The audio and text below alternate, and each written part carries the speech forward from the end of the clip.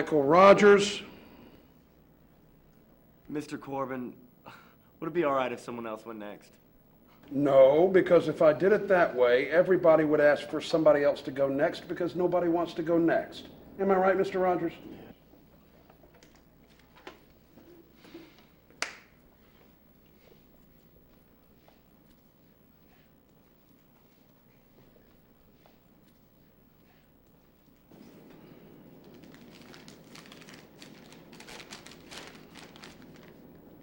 My dog is... Mr. Rogers, would you mind telling us the title of your story and informing us as to whom the author is?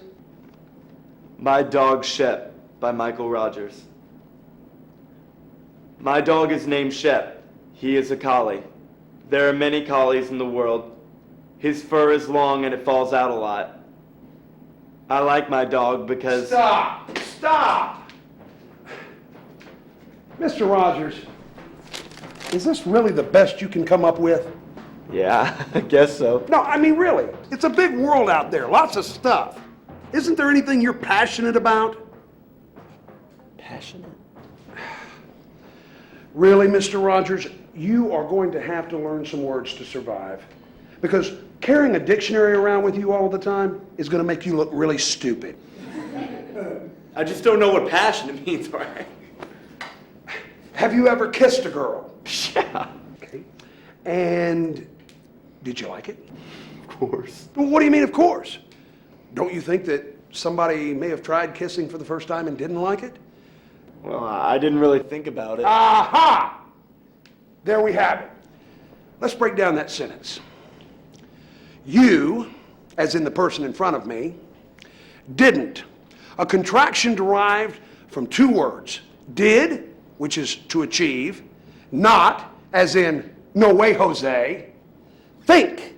Yes, to engage our brain in some foreplay of thought, an interaction with the synapses. To retrieve a memory, or perhaps even to install a new wrinkle in the pattern of the brain waves. Yes, so, what do we have so far? You did, which is to accomplish. Not, no, Nanette. Think, yes, to engage your brain in a great civil war of disruption that would emancipate your abilities to retain or regain, but certainly not refrain from allowing something new and fresh to enter into your cranial cavity. Now, let me finish. About. About is one of those words that everybody knows what it means, but what word would you use to go with it? So about needs another word. And we have chosen the word it. I don't know what you mean. What I mean is, isn't your problem that the whole world, aside from the few freckles of interest that you may conjure, but the rest of the world is to you, let's say, an it. A meaningless lump of glum clay lying in the corner, undefined, waiting for someone to come along and mold it into an actual itdom. Have you ever fondled a girl, Mr. Rogers? Come on, Mr. Corbin, you're embarrassing me. I'm talking about her breasts! I don't think it's any of your business. None of my business? Why, you were about to share with us the intimate details of your relationship with your dog, Shep, I believe, right? He's just my dog. See, we're doing better now. Your dog, which could be an it, you've transformed into a he. We're making progress. Mr. Corbin, are you all right? No, I'm not all right. I want to hear a story told with some heart, or at least some thought. I really don't want to hear about a dog. But if I do, I want it to be, well, I want it to be Old Yeller's cousin. But of course, none of you would know what I'm talking about because none of you know who Old Yeller is, because the movie was before your time. All I want is for Mr. Rogers here to tell me what he thought, what he felt, how excited he was the first time he got... Let me change. He achieved a state in which he had his girlfriend totally naked. Was that her, Mr. Rogers? No, she's like... She's what? Now, you're about to tell me a story. Think about what you're going to say. She's what? ugly. At last! A word that we can all understand. Ugly. Something we think about other people we either don't like or don't understand that puts them in a neat little box of homeliness so that we never have to deal with them. Isn't that right, Mr. Rogers? No. She's religious. So religion is ugly? No, no, religion's... You know, it's... No, I don't know. Tell me. Religion's just like church and shit. Sorry. Quite fine. So you're saying that there's a difference between religion and religious? Yeah, I guess. But I don't really care. You care enough to call her ugly? She is. Religious and ugly. And hates everything. Her parents came to the school and bitched out the coach for the cheerleaders' uniforms being too, I don't know, too sexy or something. And what did you think about that? I don't know. Damn! You were right on the verge of telling me a story. And it sounded like you really had some passion about it. Don't you all get it? Don't you understand? If you can't tell a story, your life is like white bread. It isn't even toast. Words are the butter. Phrases are the jelly. Damn. I forgot to put the peanut butter on. I always forget to put the peanut butter on until after I've got the jelly on, and that's always a mess. Maybe the punctuation is the peanut butter. Yeah. Commas, brackets, semicolons.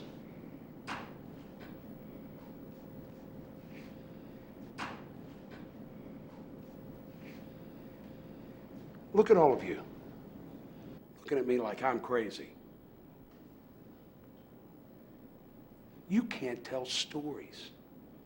You can't talk about life, and you're looking at me like I'm crazy. Well, let's talk about punctuation. If we're not going to write, we're at least going to know what stuff to put in there. Mr. Miller! Mr. Miller, you need to come right away. There's something wrong with Mr. Corbin. He's acting really weird. Now calm down. Now what's wrong? No, you just need to come. He's acting crazy. Comma, watch me punctuate as I separate a phrase, and I make my way to reach my period. Mr. Corbin, what seems to be going on here, sir? Learning, Professor Miller. Learning. Mr. Corbin, does everything seem to be all right? Oh, you mean the students? Oh, well, you see, we're studying punctuation, and I thought that the information needed to be a bit more personalized. Personalized. Yes, yes. Take Mr. Rogers, for example, here.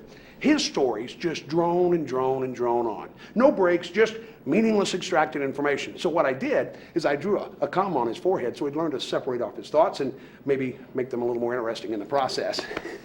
and Mr. Durbin, I drew a parentheses on one cheek and another on the other cheek because his brain, which is pretty much everything in between, is more or less one parenthetical thought, or lack thereof. Take your pick. William, I think we need to take a little walk. Don't call me William. I earned the name Bud. Well then, Bud, we need to step out for a moment. Wait, you haven't seen my greatest stroke of genius. It's 10 Sears here. Now, yeah, what I did is I drew a colon on her belly, you see, because she always wants to show off her midriff. And what better way to demonstrate this delightful piece of punctuation than to draw a colon, get it, colon, on this gloriously exposed piece of canvas. Yes, well, I think you should come with me, Bud.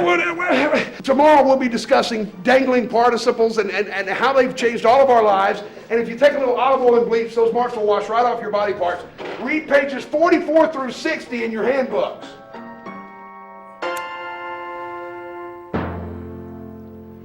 Have you always smoked a pipe? No.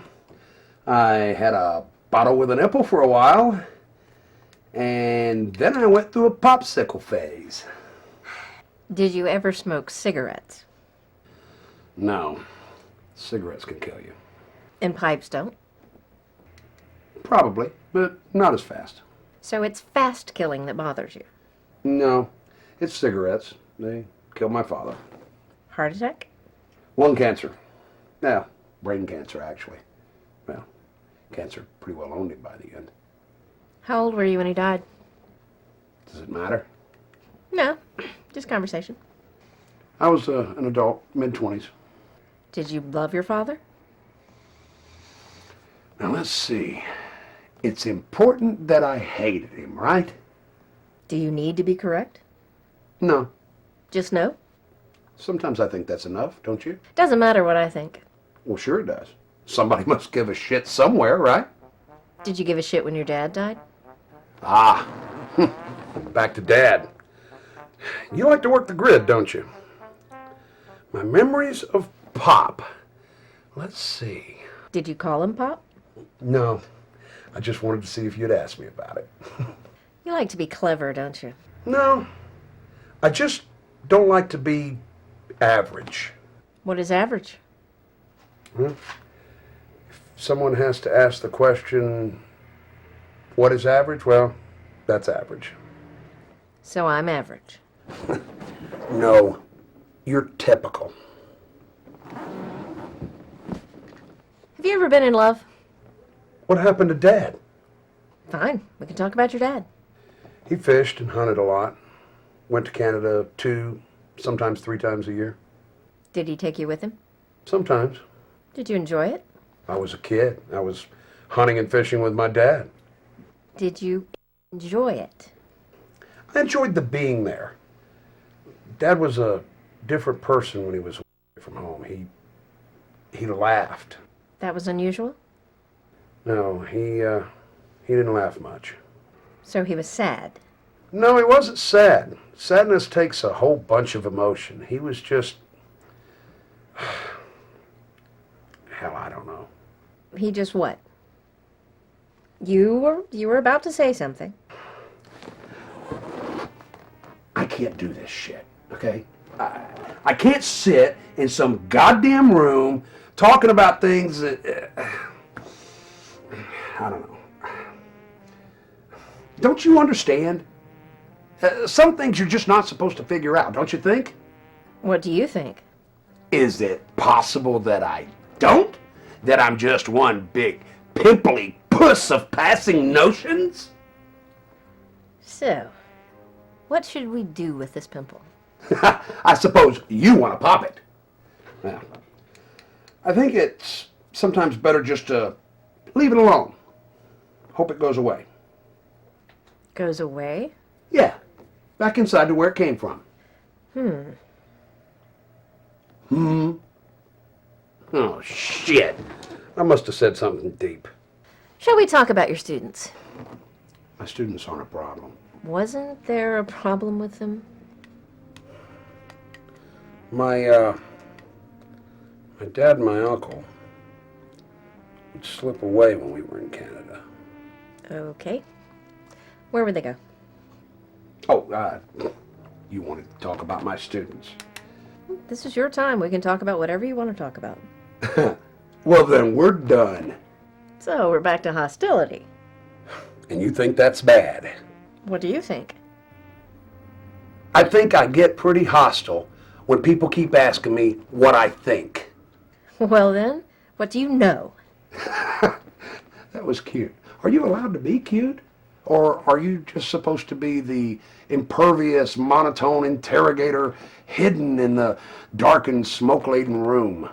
Ooh, sounds like a detective novel. I'm a teacher, which is another way of saying a frustrated artist. So, in other words, those who can, do. And those who can't, teach. God damn it, I hate that saying. Teaching is a noble profession. So it's noble. Yes, hell yes! So it's important for you to be noble.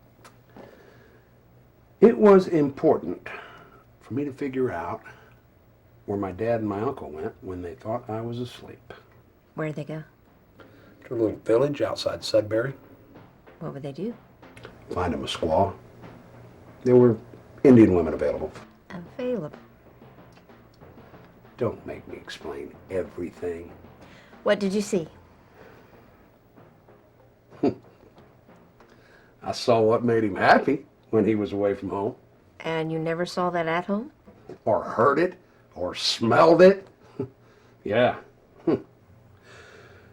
So, you want to talk about my students? I'm not much of a talker. You like my pipe? Honestly. Smells a bit too sweet for my taste. Damn. An honest woman. Do you find most women dishonest? Don't go there. I didn't mean that. What did you mean? I mean, I love my students. What do you mean by love? Hell. We're going to tackle the definition of love in our first session. We can tackle whatever you want to tackle. You know, I wasn't always fat. Oh, I guess you really couldn't acknowledge that without saying I'm fat. It's okay. I know I'm fat. What do you think about that? I think everybody thinks it's a bigger problem than I do. When did you gain your weight? I don't know, really. After one summer, I returned to school and I was just heavier. One summer.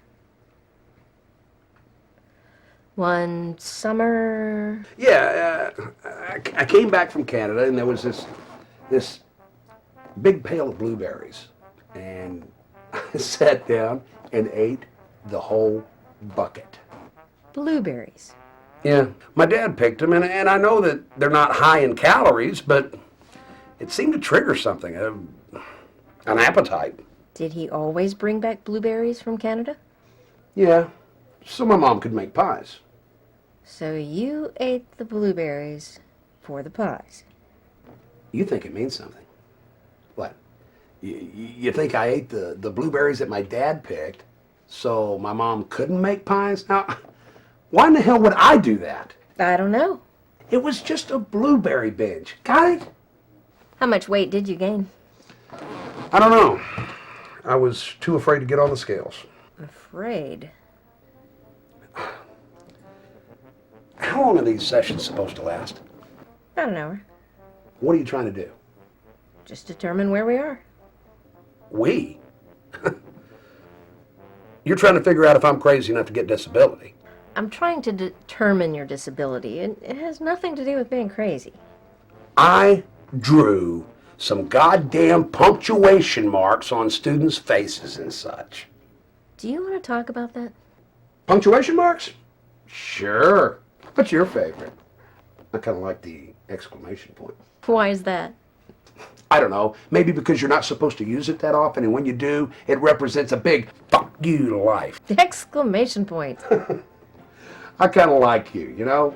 The way one might like Melba toast. It's not bad with peanut butter on it. Just make sure you put it on before the jelly. Should we talk about being a boy? Hell, why not?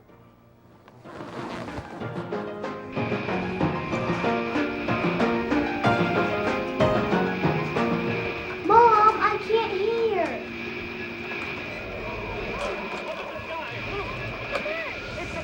Ouch, that hurt. Oh, lift your legs so I can sweep under them. Can't you sweep later? I'll have to clean the house. Ow! Mommy, you cut my knee. It's bleeding. Oh, let me see. Oh, it'll be all right. Come on, let's go inside. I'll put some ethiolate on it. No, don't put that stuff on it. It hurts. No, it just stings a little. That's the same as hurts.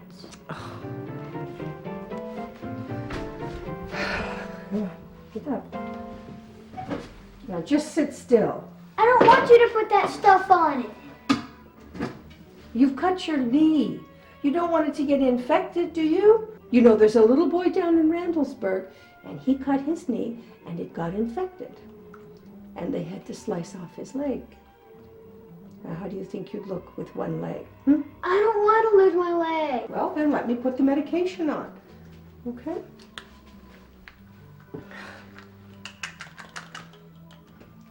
It hurts. I don't want you to go to Canada next year. Why not? It's enough that he takes Jack. He doesn't have to take you too. It hurt. Now, when he asks you to go to Canada, I want you to say no. Do you hear me? Mom, it really, really hurts. Canada's a long way away. I don't want you to go. Do you hear me? Do you remember what I'm saying? Are you going to remember what I'm saying? But I like to go to Canada. Will you remember? Yes, I remember. Just stop it. Oh, my little William. I gave you your name, William, after your great-great-grandfather. He guarded the body of President Lincoln when he was shot and killed. And then they took the president's body on a tour all across the country on a train. I know. You are my William. You're my pride and you're my joy. And I don't want you to go to Canada. Do you hear me? I hear you, Mommy. Can I go watch cartoons now? No, not until I put the bandage on. But the cartoons are almost over. If I don't put the bandage on, it could get infected. I don't want to lose my leg. Well, if I put the bandage on, you probably won't.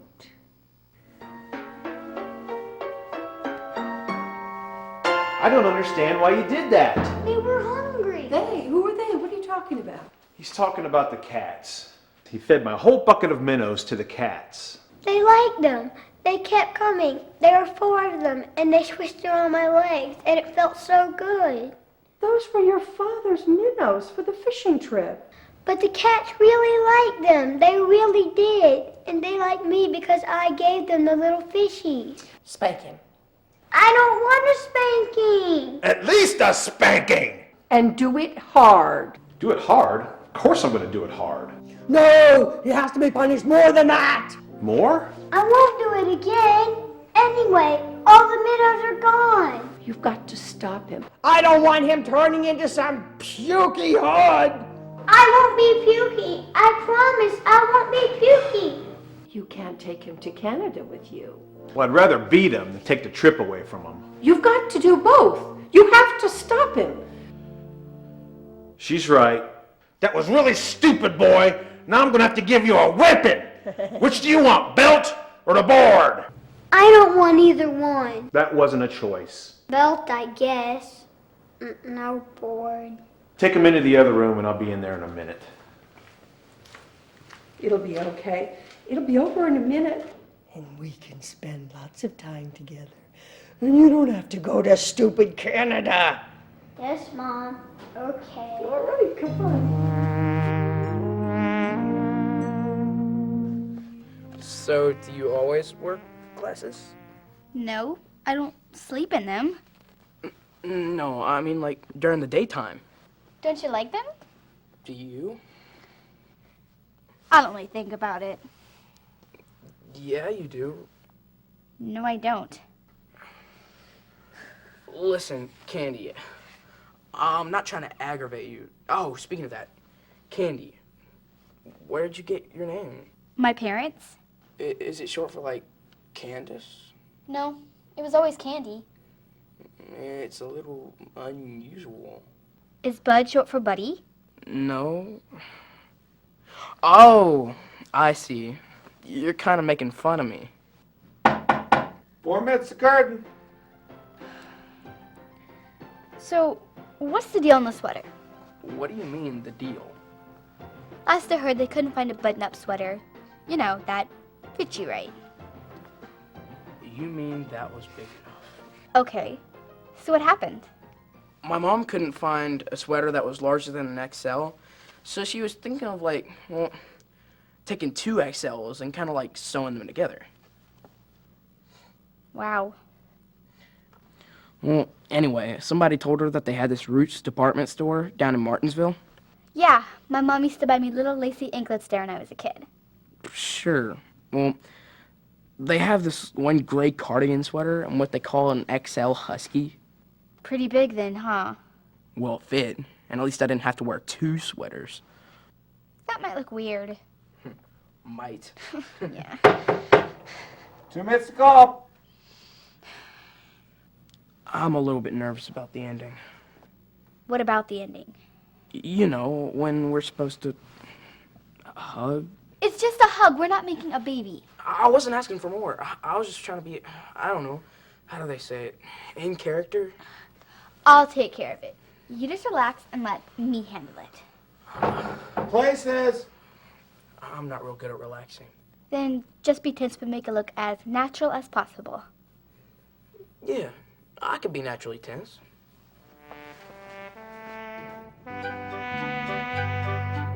So here we are, back where we started. Yes, back where we started, just the two of us. Well, the two of us got together and made a whole bunch more. Do you remember how that happened? Yes, I remember, but maybe you could refresh my memory. Bud, do your line. I think it's... I think it's coming back to me.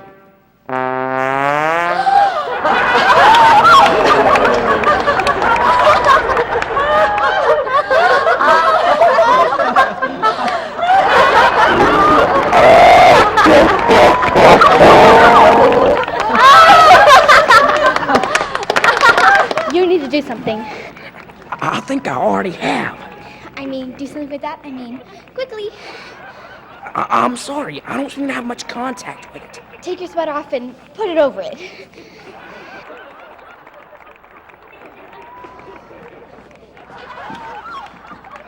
I didn't know you were going to kiss me. I don't know, it just seemed in character. I didn't know you were going to that. I don't know. It seemed in character.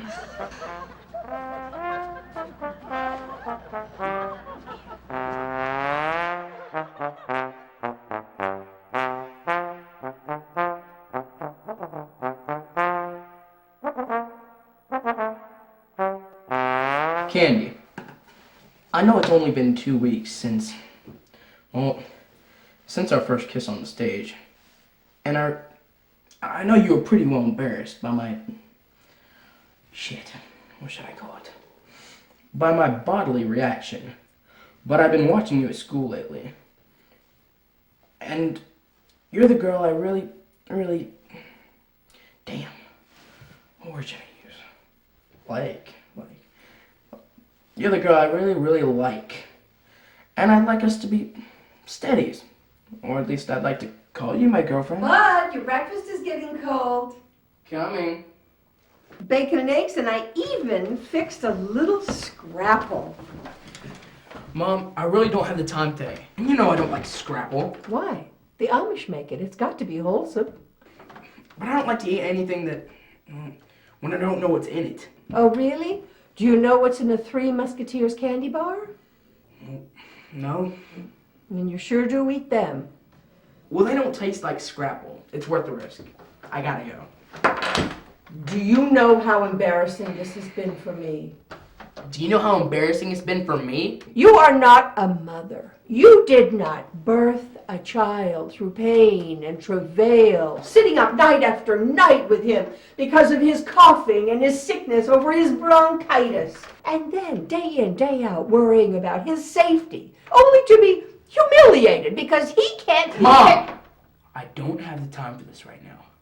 I promise I will never embarrass you again. At least not like that. What were you thinking?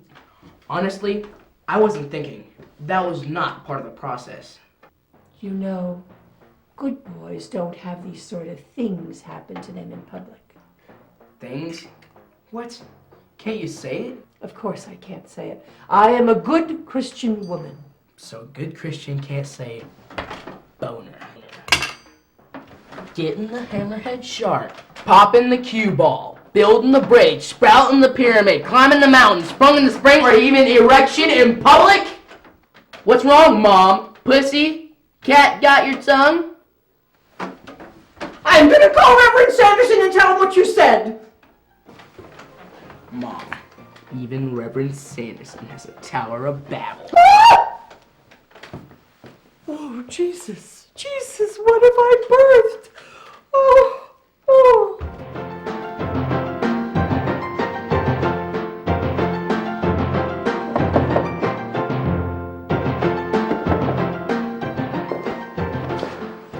Yes, may I help you? Yeah, you must be Kenny's mom. Must be. Can I help you? Yeah. I'm William. I know who you are. You're William Corbin. I saw your picture in the paper. Not my best profile. Are you here to see Candy? Yeah, I thought I could walk her to... Candy's not here. Did she already leave? No, Candy won't be attending the high school anymore. Why? Listen, I really need to see her. Candy has been selected. Selected? I don't understand. Candy is in training at a convent to be a nun. Nun? She's not a nun. She kissed me right here on the mouth. Nuns can't do that, right? Her kissing days are over and you need to move on. I love her! Her love goes to Christ, not to you, to Christ. I lost my first girlfriend to God. Jesus Christ. I did learn one thing. Aren't you going to ask me what it is? Sure. What is it? You don't seem very, Enthused? yeah, I like that word. I do know words, you know. I just don't always know exactly where to park them. Kind of like your car at the mall at Christmas time. Don't you ever laugh? Would you like me to laugh? It's funny. You got a deal. Next time I hear something funny, I'll laugh. Ooh, that was a burn. I just got stung by my psychologist. Are you supposed to do that? I mean, wouldn't you feel horrible if I went out and committed suicide? Have you paid me yet? Yeah, No, not so much. that's mean. No, that's funny. To each his own. No, speaking of suicide, I learned that you cannot kill yourself by taking 24 aspirin. Really? You probably knew that.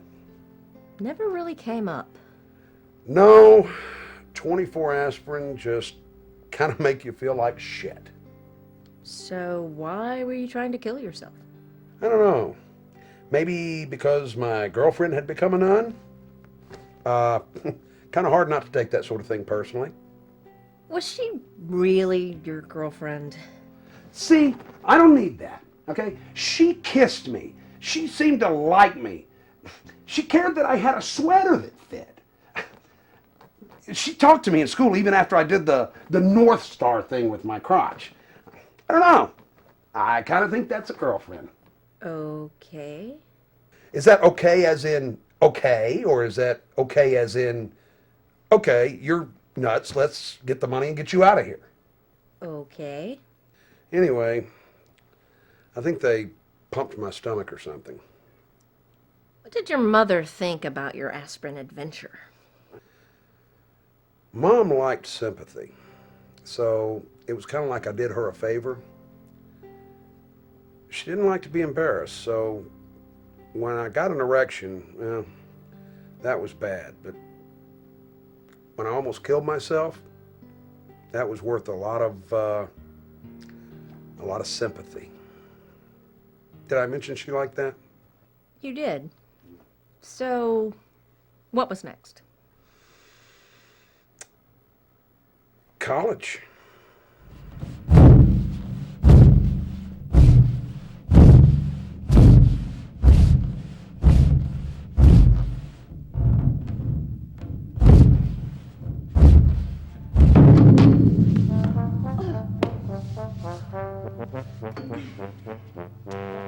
I didn't like that one as well. You're still good though, right? The drum is circular, and the human body was never meant to be in a circle, do you think? Cassie, do you think we could make love sometime? We are not making love. You are so goddamn conventional. It's sex. Sex on the run, sex with danger, sex with experimentation. Sex on my head. Are you complaining? Because if you are, I can find someone else to tell me my discoveries. Oh no, I'm not complaining. I mean, it's never been bad. Even that time you had me do those things with the tuba. Don't bring up the tuba. I still have the valve marks on my back. Look, Cassie, you know I really do love you, right? don't use the word love. Sex without love is still sex, right? Yeah, I guess. Look, this just may not be working out. No, I wasn't complaining. I mean, the bass drum was great. I'm ready to move on to the timpani. No, it's not just that. What? No, I'm not gonna go into this with you. I know you men are way too sensitive. Men? No, I mean, not me. All right, but your erection has dropped a few degrees. Degrees? Temperature? No, think geometry, angle, degrees. I wasn't good in geometry. What the hell's wrong with my erection, okay? But my man, you used to be arcing into the hundreds, but now you're kind of dribbling down into the 90s. I don't even know what that means, and I'm still offended. See, I told you. Men are sensitive. What if I told you that, Told me what? My nipples aren't hard enough, my vagina's not moist, my lips are dry? But I work on these things. I'm a sexpert. What? Keep up! An expert with sex? Sexpert? You just made that word up. Of course I did. Because I am creating myself. Recreating the human sexual experience. I am defining the boundaries. No. Check that. I am removing the boundaries. Look, Cassie, I can get back up into the hundreds. It's just, today I was on my head. I had trouble breathing. My mind went to my discomfort level instead of my, excitement. So you know what I mean. I know what you mean. But I know what I need. And I need those 8 points. 8, huh?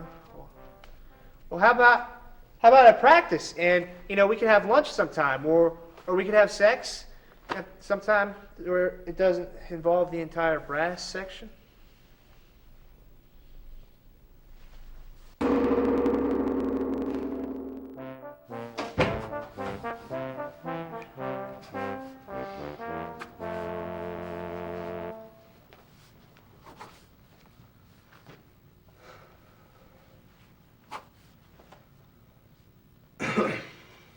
I know you're there. I'm just finishing up attacking this essay written by some young Bolshevik in training. Sorry. Don't be sorry. Just be quiet for a moment. And don't touch anything.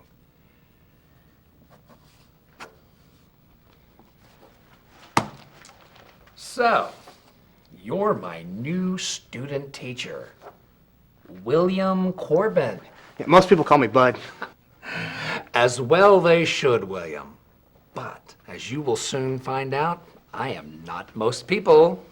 I am an artiste, a connoisseur of thought and word, who is being held prisoner in the dungeon of a high school English department. Well, it can't be that bad. Tell you what, why don't you come back and say, 20 years, and we'll see what you think. Let me tell you, young William, my philosophy on student teaching. I'm gonna need a pen and paper for this. Oh my God, no, please! Then there would be a paper trail on my insane ramblings. Try to just keep a few simple thoughts in that frat boy mentality of yours. My Philosophy on Student Teaching by Anthony Renyun. It's simple. You teach, I watch, or sleep. Oh, and freely laugh at you in the lounge with the other teachers when you're gone. Oh, but always in good taste. So you want me to teach? Aha! See? The teaching has bothered you more than being laughed at. Most interesting. So then what do they study? Nothing. That's why they call it high school. But I am rambling on about the great American literature of Hawthorne, with sprinkles of Poe and splatters of Twain. Yes, Twain does tend to splatter, doesn't he? Yeah, I suppose. Well, what do you want me to do? Two? You are the quaint one, aren't you? Oh, decide what you want to do because it really doesn't make any difference. Look, 2 days before the big test, you're going to tell them every question that's going to be on it. Isn't that cheating? Might be, but the ones that do listen to you and pass the test are what we call the cream of the crop. The rest of them fall into varying degrees of mediocrity, carving out themselves lives of minimum wage bliss. Hope I'm never as cynical as you are. Ah, I'm one of the good ones. I win the Student Motivation Award every year. Oh, do you wear glasses? I have glasses. Wear them. Gives you a little more respect and tends to keep the decibels down. I don't like glasses.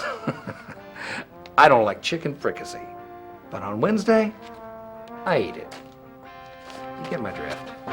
Yeah.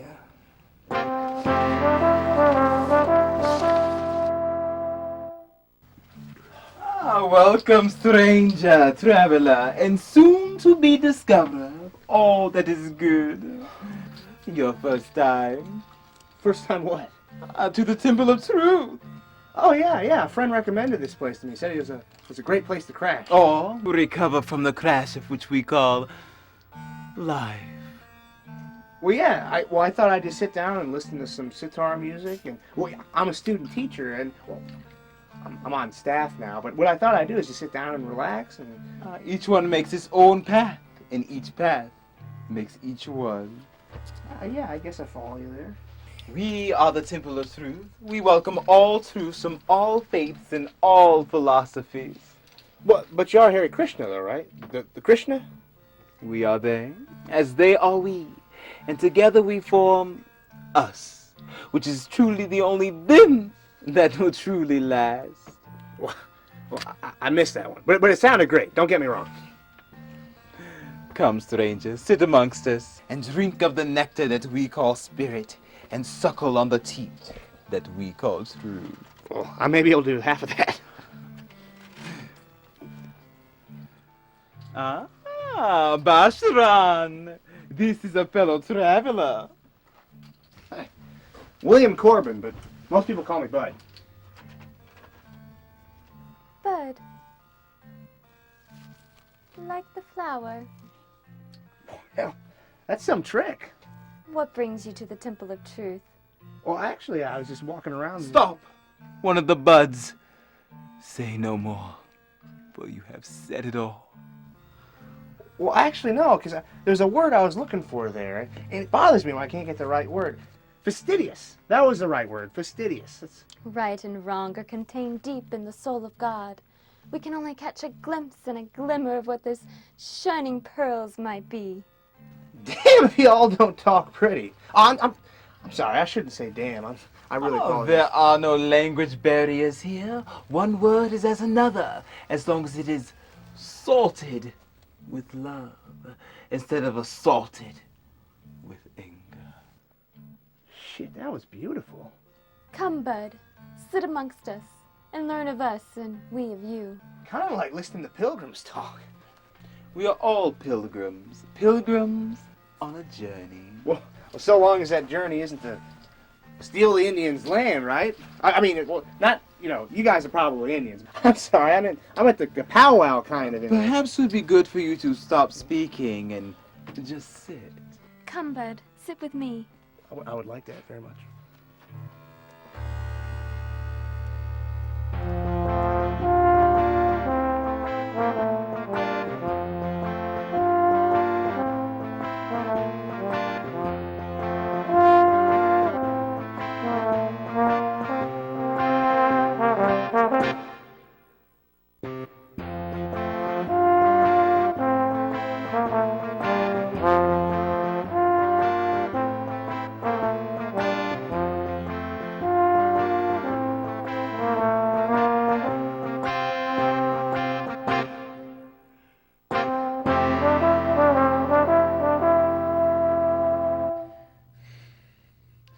these 2 weeks have been just amazing. When I go to class, I just feel so futile, you know? But when I'm here, I feel... Peace? Yeah, but it's more than that. You know, I've been meaning to ask you something. You want me to be your soulmate, your partner, your wife. Well, actually, I was just going to ask you out to dinner, but why the hell not? I mean, we're working towards that anyways, right? Why delay it with 15 dinners and 7 movies? I knew when you first walked into our temple, I knew that God, in his many designs and his many incarnations, had willed us to be as one. We shall be married here. Well, sure, but we still need to talk about life, pizza, you know, that other thing, sex. It is not good to talk about dessert during soup. Well, you know, when I'm slurping on my noodles, I like to think about the whipped cream, you know? Perhaps that is why the soup seems bitter to you. I guess I see what you're saying. Because I'm always looking for something better, I don't realize how good what's going on really is, right? No, that is what you said. I merely shared the moment of enlightenment with you. We're already hitting on cylinders, aren't we? Oh, God is not a motor, but rather the fuel which provides energy to the engine each of us chooses to select. Damn, if you don't spark when you speak. We shall be married on Saturday. This Saturday? Like 3 days? You know, my cleaner's got this thing about a 4-day turnaround on a suit. The temple will provide your wedding garment. Well, do they have extra large? Because, you know, I got the wide shoulders and a kind of pudgy thing and the thighs. It'd be a pretty tight fit. It's a robe. Oh, kind of a one-size-fits-all kind of thing? But does it? I mean, does one size fit all?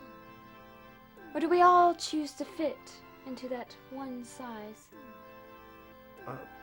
It is a robe, though, right? Until Saturday, my oneness. Yeah, you too.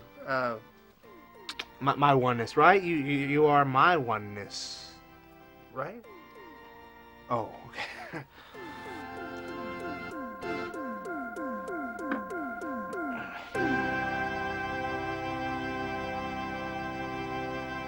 We are Muslim, Jew, and Christian, Hindu, and the Buddhist. We are all God's children, true, and some of us are nudists. We're the temple of the truth. Come and find your inner truth. We will never judge and shun, and we will always have fun.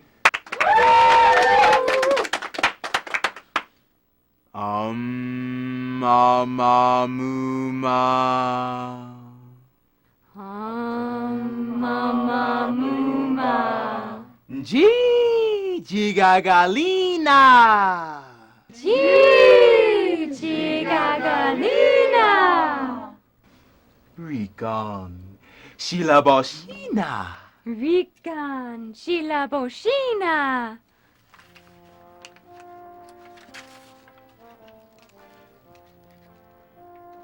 Hilan. Hilabohina.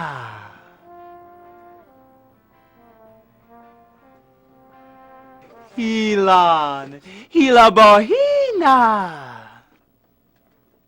Hee-haw. Can't really sing that well.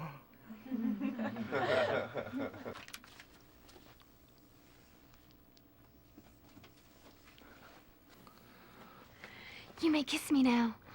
Really? That's it? It's over? Oh, it is a simple service, for we are simple people. It's great. I like it.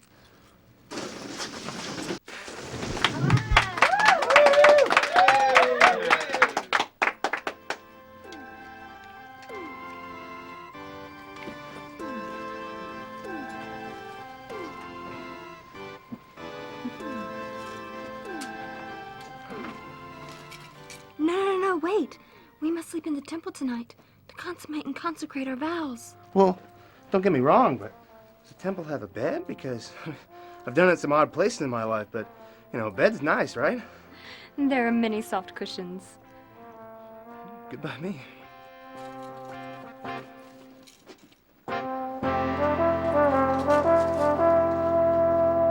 Oh, hey, yeah. The room was great. Thanks. Bud, I would like you to meet Miguel.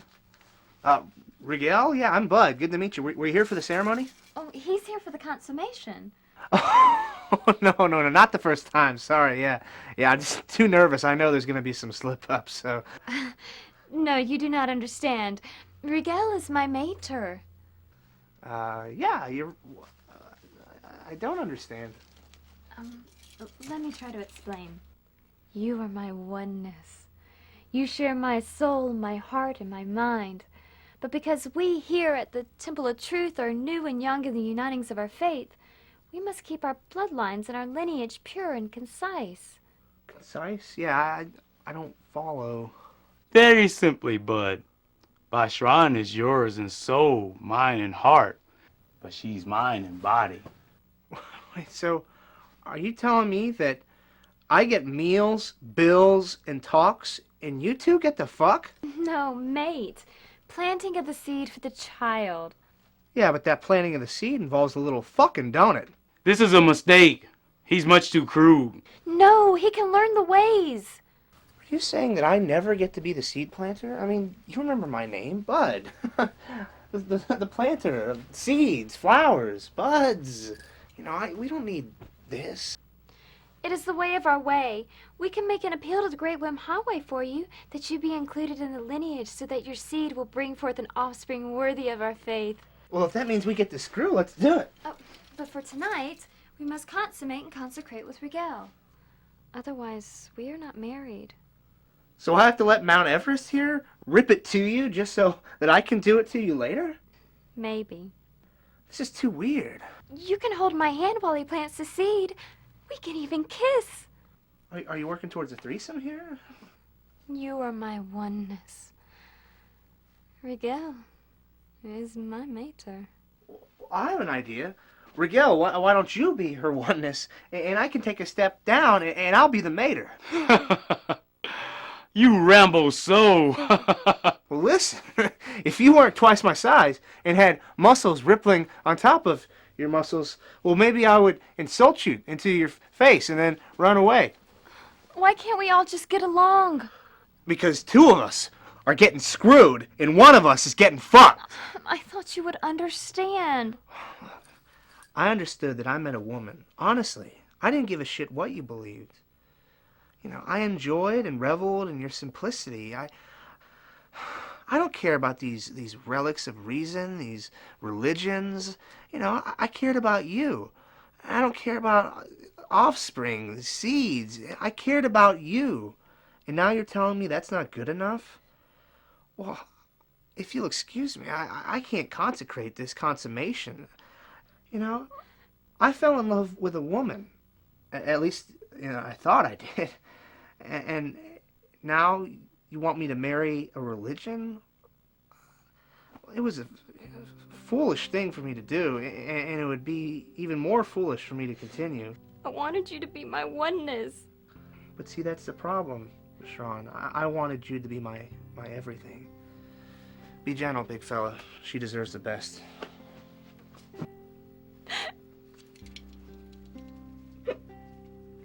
So is that the last time you saw her? Yeah. Well, a couple of times at the airport, I thought I saw her, but I don't know. People shaking tambourines and holding tin cups tend to blur. So, how do you think this situation affected... See, I knew you'd hump on this. It really wasn't that big a deal. It was a horny thing. I mean, don't get me wrong. I would have found ways to make it work.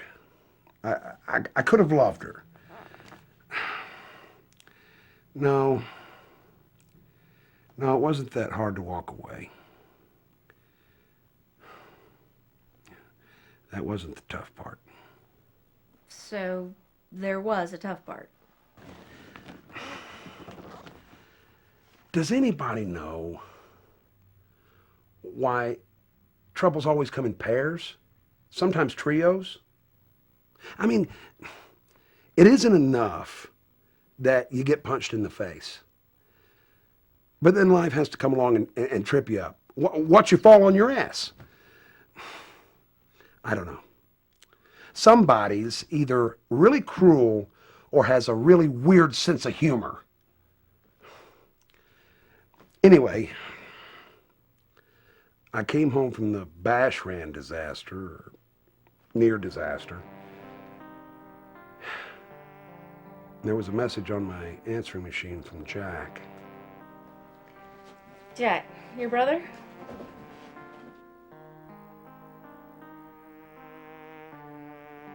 Yeah. He called to tell me that Mom died. Said the funeral was going to be on Tuesday. What did you feel when you heard about your mother's death? I didn't feel anything. You don't, you know. Well, you kind of do around the edges, but death doesn't sink in. At least not while you're breathing. So, what did you feel then? Hold on. Can't on the feelings for a second. It was when I saw. I mean, she was dead, that's for sure. And God damn it, if they didn't put glasses on her face. It was the weirdest sight. Lying there, not moving, eyes shut, wearing glasses. So what did you think about that? What did I think about that? I thought, man, that's weird. Looks so much like her. I mean, honest to God, she wasn't a wicked woman.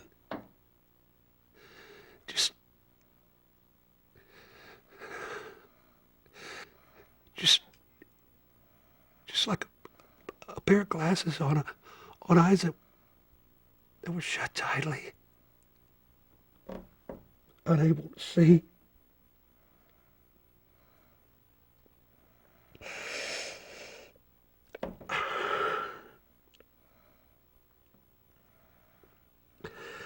That's when I cried. Why do you think you cried? Why do we cry? Some Greek philosopher said that we only cry because we see ourselves in every bad situation. Did you see yourself in that casket? No.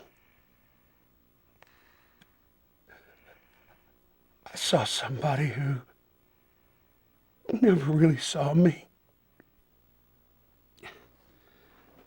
I was standing there,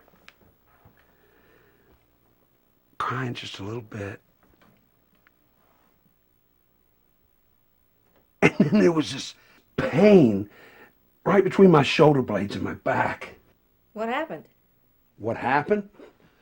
Jack is what happened. My brother used to love to beat up on me, but in a way that nobody would know what was happening. So if I complained, well, he'd just put on this innocent face. My God, what a wonderful, innocent face he had. I mean, I swear, if I didn't know better, I'd believe him. Your brother hit you. No, he punched me. It was what he called the knuck. I'm listening.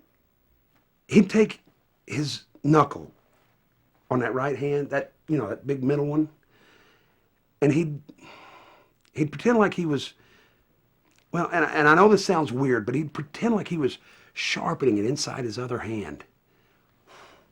He'd just be smiling at me the whole time.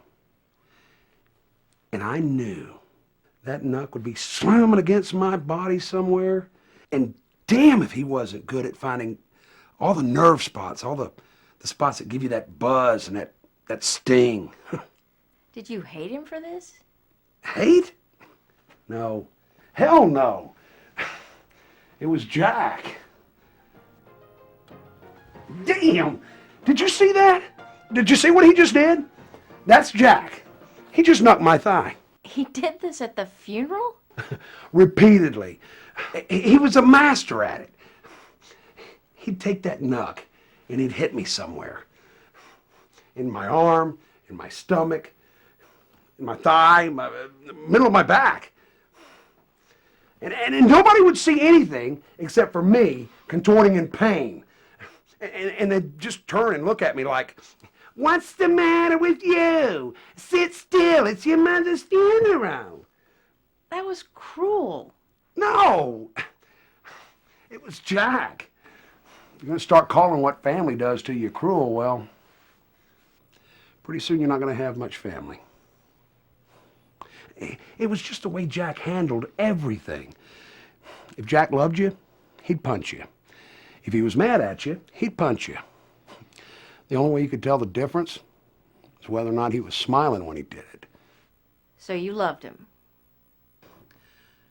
You use words, love, hate, anger. I just never had time to feel anything. I was always too busy recoiling from the latest shock. Jack was intense. When I was 14, Jack took a shotgun out of the closet in our home. My dad used to keep one there. He liked to hunt a lot, mainly rabbits. But anyway, he took this shotgun out and he loaded a shell in the chamber. And I remember thinking, how does he know how to do that?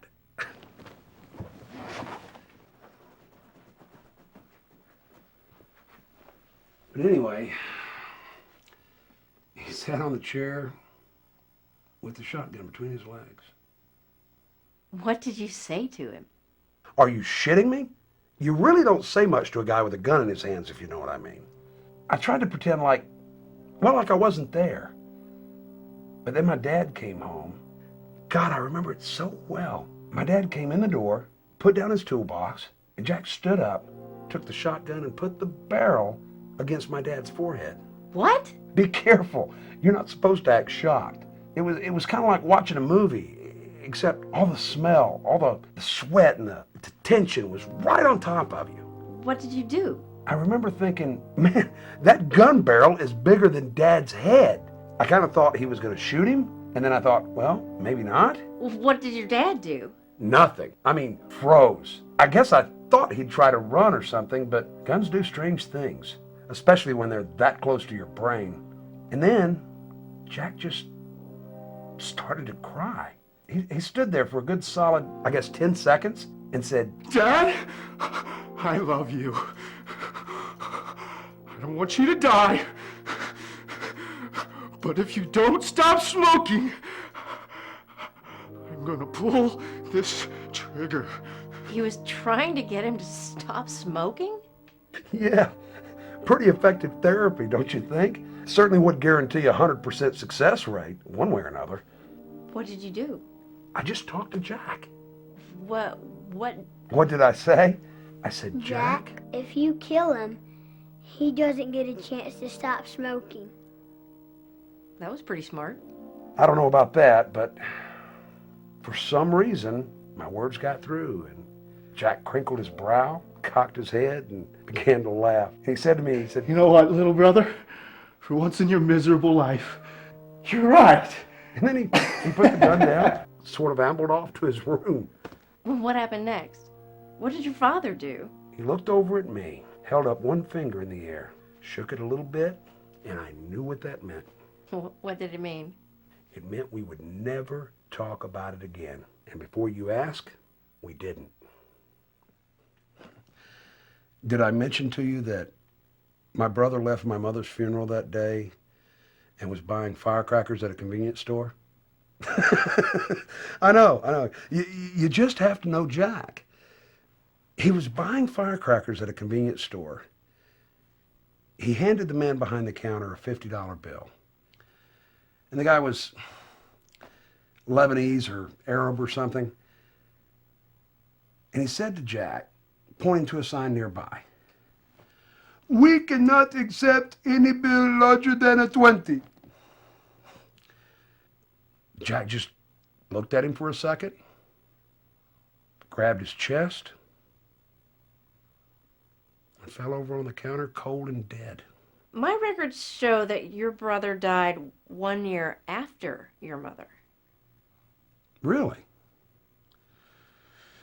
Well, I guess we remember things based on the last time we see people, because the last time I saw my brother, he was the one in the coffin. What did you feel? There you go again. Feel. I'm telling you, you don't always feel anything. What did I think?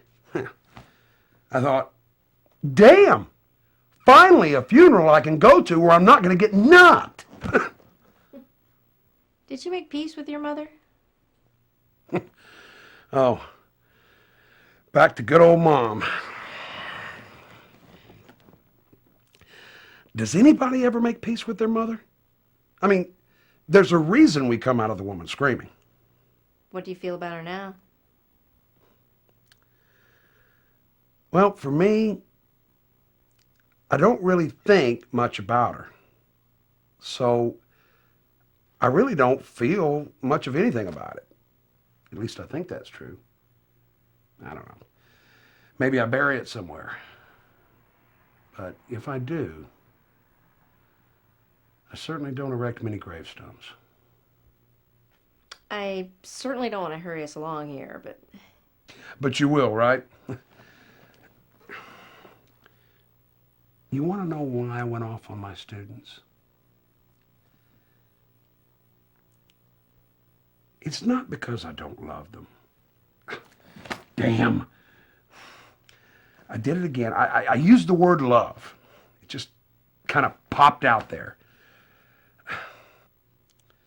You know, I was a good teacher. I really was. So, what do you think Mark Twain was trying to do with Huckleberry Finn? Well, what do you think of Huckleberry Finn? Anybody?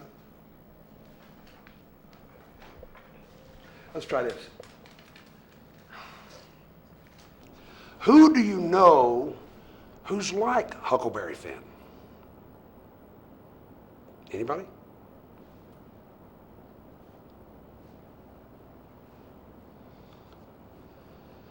This just isn't working, is it?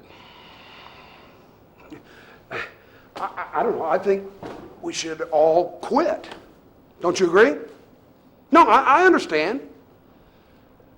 You come in here, you read some book that's like 3 million years old, got a lot of funny language in it, too many words. I know, I get it. And then some teacher, that would be me, tries to get you to answer a bunch of questions about it so you can pass some test and get out of here, go out, get married, make babies, get a job. And if you're lucky, find a way to cheat on your husband or wife. Man, what a great prospect. Mark Twain wrote this book in a time when people referred to other people as nigger. Not because they were trying to put them down, or because it was a bad word, or because it was the N word. People would sit in church on Sunday morning in the middle of a godly sermon and use the word nigger. They wouldn't do it with a sneer. They wouldn't even do it to be condescending. Little gray-haired ladies would use the word and not even twitch their brow, because it was just okay to do it. And now, we find that word so repulsive that we refer to it as the N-word. Not your great-grandma. She niggered this and she niggered that. Mr. Corbin, I object to this. I find this offensive. Why, yes. But not your great-great-grandmother. She'd just smile when folks would call her nigger because it didn't sound bad to her. It sounded normal. Kind of like Brian over here. calling Reggie back there a fag boy. It's just natural.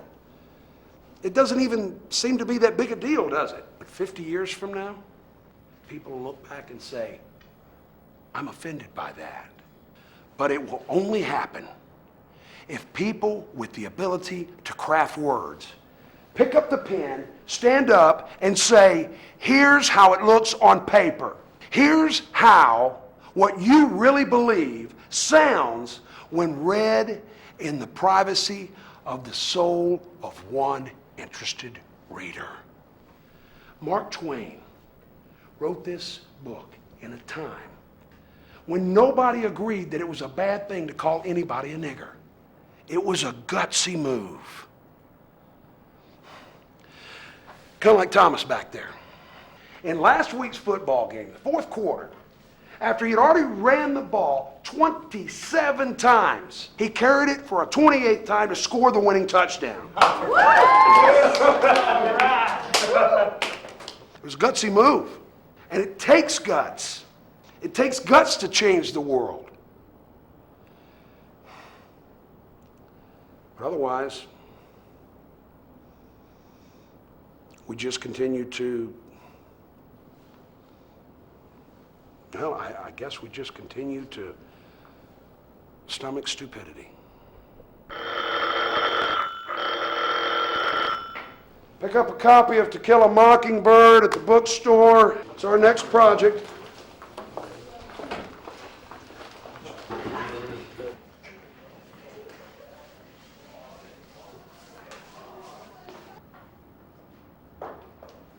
Mr. Corbin, I need to speak to you for a second. What can I do for you, Sheila? Well, my parents were reading my assignment sheet and saw that we're supposed to purchase and read To Kill a Mockingbird, and they said that I would not be able to read the book.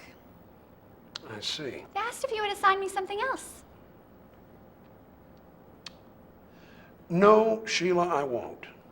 And you can tell your parents that if they insist on not having you participate, I will certainly, but regretfully, give you an F in this course. No, Mr. Corbin, you don't know my parents.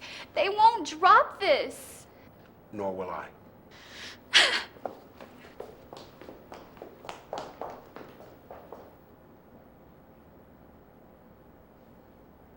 It just never goes away. It just never goes away.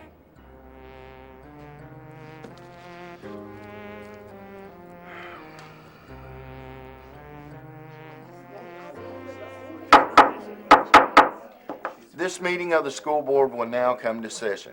We have an awfully large crowd tonight with an interesting, although perhaps controversial, well, I don't want to use the word controversial. Let's just say needful subjects to discuss. But before we begin, I've been asked by Teresa Jenkins to allow her to say a word with an idea which might resolve all of our conflict without even having to have an open debate. Ms. Jenkins. Thank you, Mr. Logan.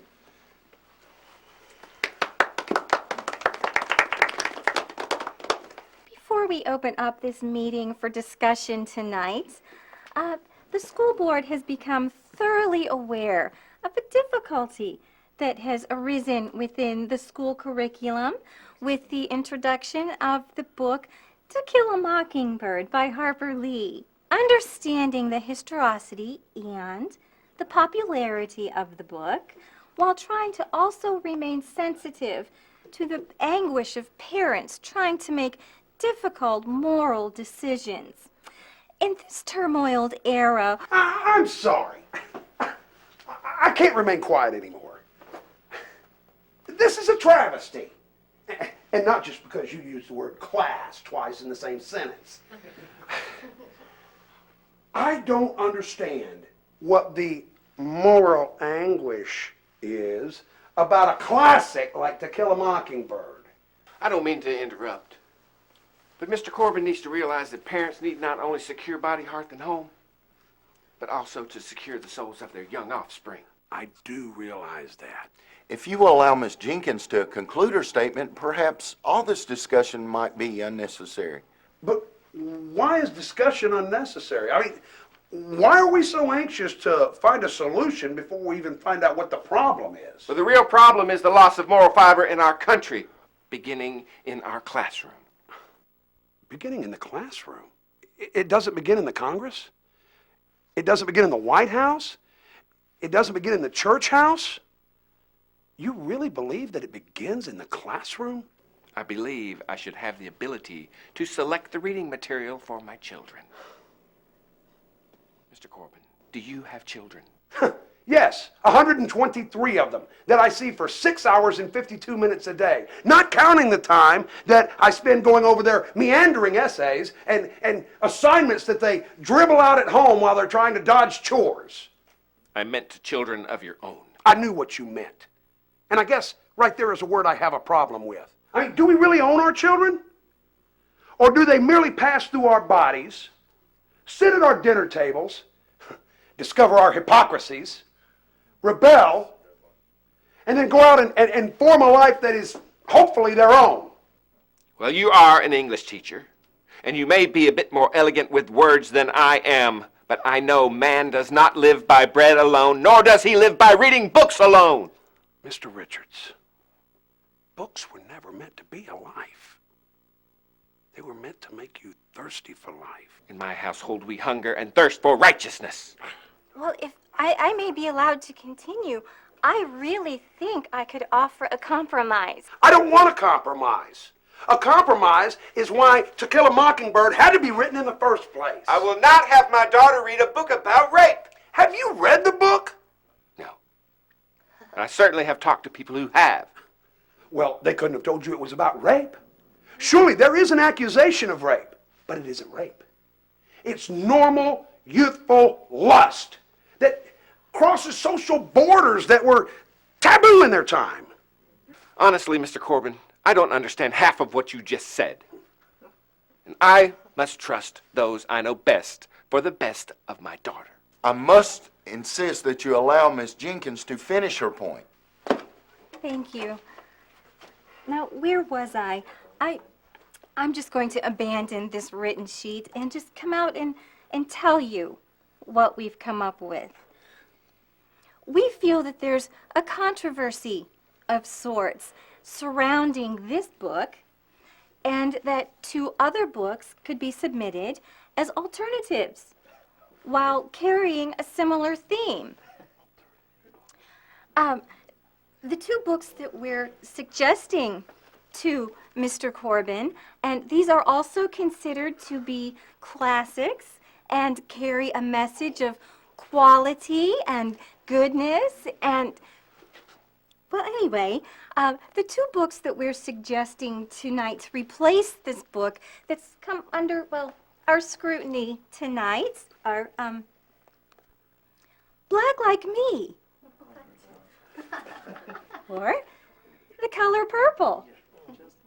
Of course, subject to me speaking with the Board of Elders at our church and some others, this particular proposal seems appropriate to me. Mr. Corbin? How many different ways can I say, hell no? I know you're a good teacher and well respected, but I have to ask you, what is wrong with our particular suggestions for replacements for To Kill a Mockingbird? Because books don't replace books. Because Carla doesn't replace Sheila. Because Brian doesn't replace Thomas. You're asking me to admit that To Kill a Mockingbird is not suitable for a 16-year-old in a school. That it's not appropriate reading. That it somehow needs to be replaced by a more decent volume of learning? Hell no! If for no other reason than the dignity of knowledge being carried out as a torch, somebody needs to stand up and just say, hell no! I will not sit and listen to this foul language being displayed in front of my daughter.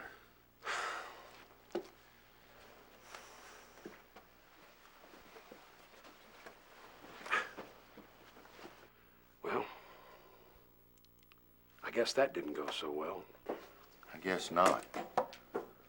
Let me just do this. the school board will take it under advisement. I think we all understand the situation.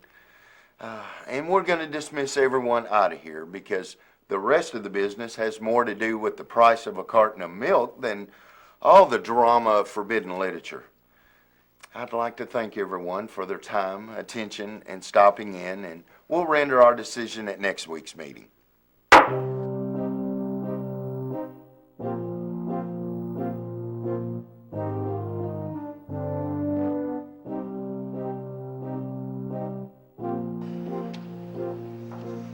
Mr. Corbin! Mr. Corbin! I need a ride home. My dad left so quickly that I didn't get a chance to catch up with him. He left you behind? He was pretty mad. Well, can't you catch a ride with somebody else? No, I want to talk to you. Sheila, I don't allow students into my personal space. It's just a policy I've kept for 15 years now. I read it. What? 2 weeks ago, I bought the book. I knew my parents were going to refuse to let me read the book, so I bought it ahead of time and I read it. And I'd really like to talk to you about it. Well, I would be happy to set you an appointment after school. You think after this meeting, my parents are going to let me talk to you after school? Well, I can't have students along with me in my car, especially female students. What are you afraid of? I'm not going to rape you. Or what did you call it? Youthful lust? I'm not afraid of anything. Well, yeah, I am. I'm afraid of how things look. Just drive me home. We can talk on the way. Straight home, then. Of course.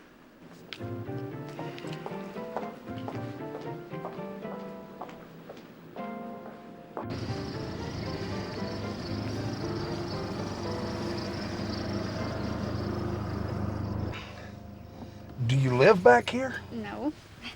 I just wanted to show you where our new church was being built. Listen, no disrespect to God or your church and all, but I really don't care about that. Sheila, I need to get you home. Just let me show you real quick, and then you can take me home. Well, what is it? Where is it? It's right here. What the hell are you doing? I'm attracted to you. But you're just a little girl. I'm not just a little girl. I know about this stuff. I didn't learn it at home, but can I tell you a secret? No. Wait! Give me back my damn keys. Not until you listen to me. I'm not listening to anything until you give me back my keys. Well, I'm not giving you your keys back until I say some things. Sheila, you can say anything you want to, but you need to understand my problem here. I mean, I am parked behind the school in the dark with a 16-year-old girl. Do you understand how that would look to everybody? Do you understand that I'm not a 16-year-old girl? I'm a woman. Damn, Mr. Corbin, I've given hand jobs to half the football team. I don't need to hear this. And ask me why I give them hand jobs? It's because I can still stay a virgin, can still sign an abstinence card, can still say amen when our youth leader says that sex is a bad thing for teenagers and you should wait until you're married. Sheila, this isn't about you. I understand that you have frustrations. I understand that you're a teenage girl. I understand that you need to talk to someone, but it can't be me. Well, I don't want to talk to you. I want to give myself to you. I want you to be my first. Oh, shit to hell. This is so damn inappropriate. You can't do this. We can't think like this. We can't be here. What's going on here? Shit. Why don't I follow my own advice? Mr. Richards, how are you, sir? I've been better. What are you doing out here with my daughter? Sheila did not have a ride. We're about to make love if you'll get the hell out of here. Oh, my God. Oh, I suppose in your twisted liberal mind that wouldn't be rape either. Just what would you call it? Youthful lust? Sheila, tell him the truth. Are you calling my daughter a liar? Sheila! I'm gonna kick your God-hating ass. Sheila! Daddy! Sheila! No, Daddy! Daddy, wait! Sheila, what is it? He wasn't trying to rape me. I came on to him. I told him I wanted to show him where the new church was being built. We ain't building a church out here. No, but he didn't know that. He didn't know any of it. I lied. I lied because I was attracted to him, and I thought maybe, just maybe, something might happen. And then if things went badly, I could just pretend like it wasn't my idea. Like I was raped. So all this was your doings. It was my doing. Sheila, why would you do something like this? Because I knew you would never take the time to actually sit down and read the book To Kill a Mockingbird. So I decided that I would act it out for you so you could see what it's really about. So this book is about a girl who lies about her teacher and pretends to be raped. Well, no. Well, kind of. It's about a girl who lies about a black man and says she was raped when really she was just attracted to him. So there's a lesson there. Yeah, the good book does say, thou shalt not bear false witness against thy neighbor. That it does. Sheila, get out of the car. Mr. Corbin, I'll talk more to my daughter about this later. For now, my leanings on this are to withdraw my objections to the book. Because honestly, I've never seen my daughter stick her neck out about anything. If you and this book have caused her to grow a little piece of heart, then, like I said, I need to take another look. Pretty good idea, huh? Actually, fucking nuts. But thanks anyway.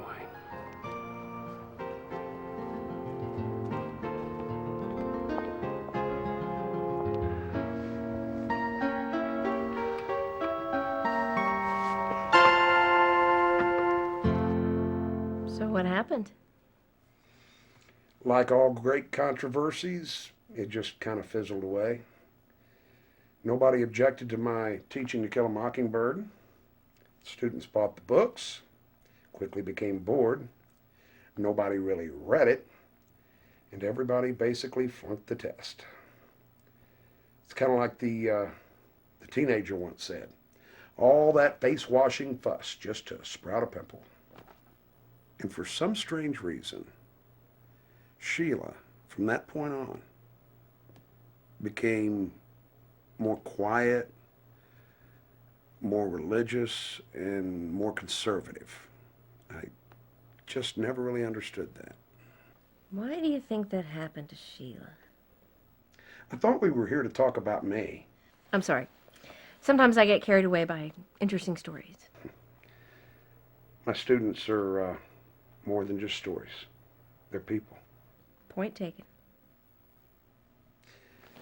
Did I tell you I'm diabetic? I suppose you're waiting for me to tell you how I feel about being a diabetic. Do you know the worst part about being a diabetic for me? My mother was a diabetic. So that means I became a diabetic because my mom was a diabetic, which makes me just like her in another way. Maybe you just ate too much sugar. Actually, pasta's worse for you. I had an attack of pancreatitis. Dangerous stuff. I'd been losing weight for some time. Of course, living in America, losing weight's a good thing, so everybody was patting me on the back, congratulating me, when all the while I was getting sicker and sicker. So what happened? Like I told you, pancreatitis. Finally gave me a clue that something was wrong. But you want to hear something funny? Sure, why not? On my way to die, I took a detour through the tunnel of love. That was even a little cheesy for a high school English teacher. Ouch! That's an emotional scar I'll wear forever. You do know that, right?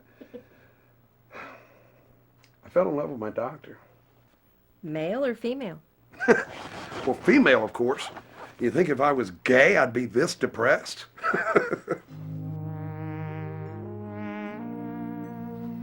Good morning, and how is my favorite pancreatitis patient? So that's my distinction.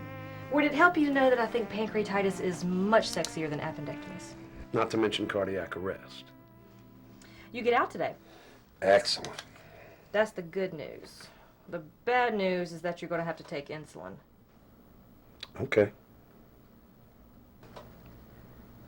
Is that all you're going to say? Okay. Okay. Okay, Toots. Much better. Listen, when I get out of here, would you be open to my calling you on the phone, maybe asking you to join me for dinner? Low carbs, no sugar. Of course. I'll even bring an extra vial of insulin in case you don't have your own.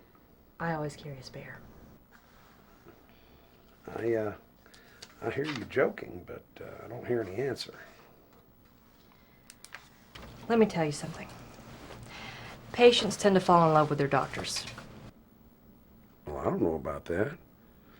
When I was a kid, I watched Ben Casey for weeks and never got a single rise out of it. But I did. I love those arms of his with all the black hair. Well, I'll have to remember that and buy you a pair for Christmas. I make a practice out of... Here it comes. The policy put down, right? I don't know how to tell this guy that I'm not really attracted to him, so I'll fall back on hospital policy and say that I don't date patients. Actually, I was gonna say that I don't normally date patients. But in your case, I would make an exception. Well, hallelujah! And I'm not even a religious man. But, doctor, I think I just got my rise. Okay. Go home, get your sugars down, get your strength back, and give me a call. We'll have dinner, see where it goes from there.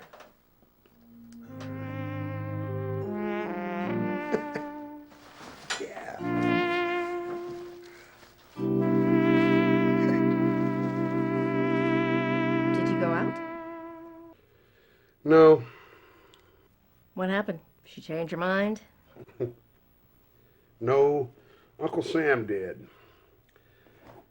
She got called up to active duty. Her guard unit, they needed doctors. So she's on a tour of duty. You remember earlier you asked me about what had happened in that classroom with my students. You know, the reason that we're here. It's all about the damn number 4.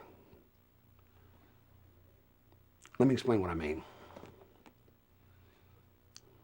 You get up in the morning and your car won't start. That's one. You call AAA and the line's busy. That's 2. The tow truck finally arrives and you find out that you're going to need your engine rebuilt. That's 3. While you're waiting for your estimate, you go to get a Coke out of the Coke machine and it steals your $1. And in a fit of rage, you rip it apart just in time for the police to arrive to arrest you for assault on an unsuspecting vending machine. That's 4. You see what I mean? Not exactly.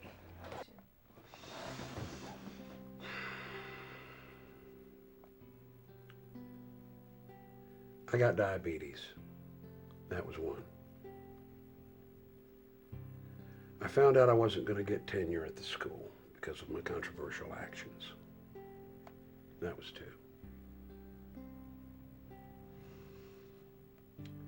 When I read in the paper that Dr. Marilyn Rogers had been killed in an attack on the hospital near the front lines,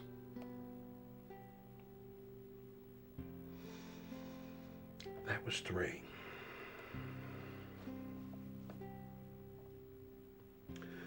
So when a young student came to the front of the classroom and didn't give a shit enough to tell a good story about his dog, well,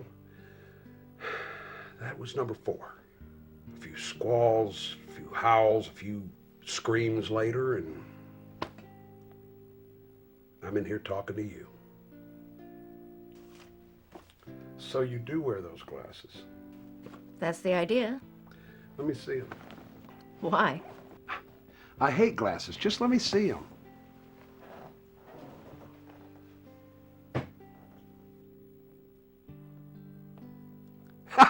Wow! Clearer. Clearer than what? Clearer than mine. You wear glasses? Well, no. Well, I'm supposed to, I guess.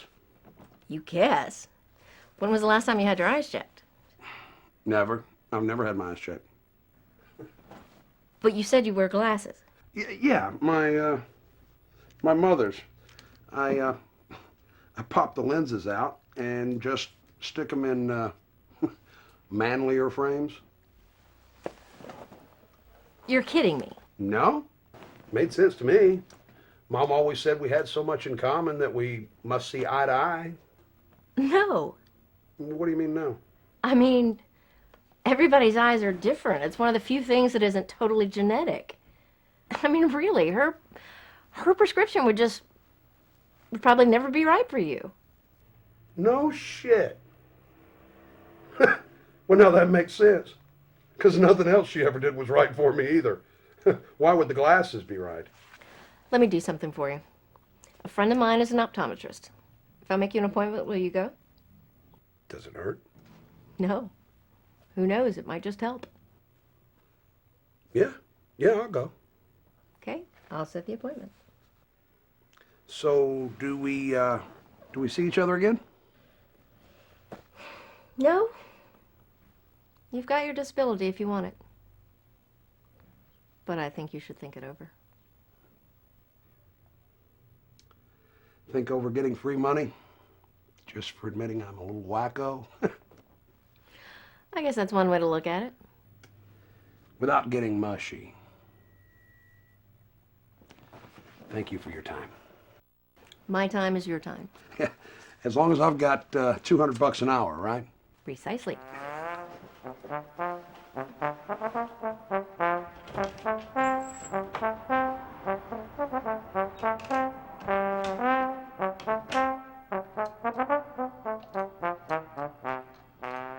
Better or worse?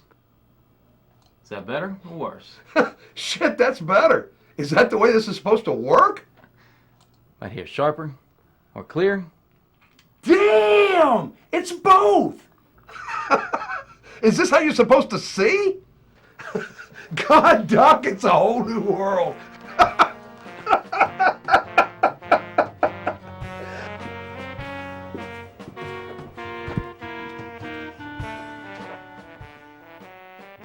Dr. Hendrickson, this is Tanya. I'll need to cancel my appointment. Hey, Doc, this is Bud Corbin. You know, you talked to me a couple of weeks ago.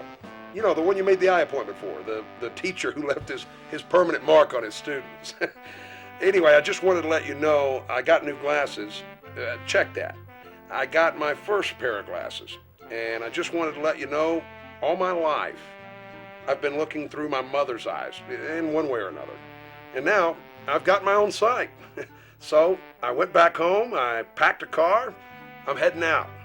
I just wanted to let you know, this time, I know where I'm going. I did myself a favor. I realized I'd been cheated out of a lot of things in my life, and I was never going to get a lot of them back, at least not all at once. So I'm going back to the beginning, because I got it figured this way. Doc, somebody, somewhere, owes me a summer vacation in Canada. There's nothing any more sexy than a trombone. You can't play it every night. It makes you feel so right, and you'll never be alone. As it's moving back and forth and sliding in and out, it feels mighty good. Yes, it never leaves a doubt that there's nothing anymore sexy than a trombone. Oh, play me, baby.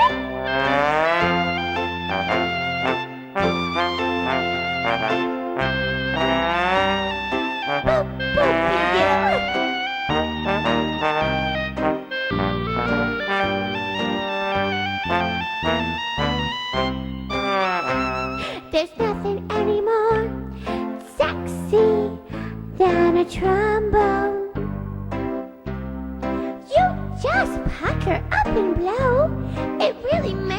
go. I love to hear that low down tone. With big lips at the mouth and a shiny golden skin. It may sound kind of corny, but that long slide makes me horny.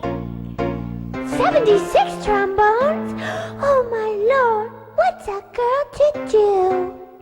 No, there's nothing anymore sexy than a trombone. Boom, boom, be you.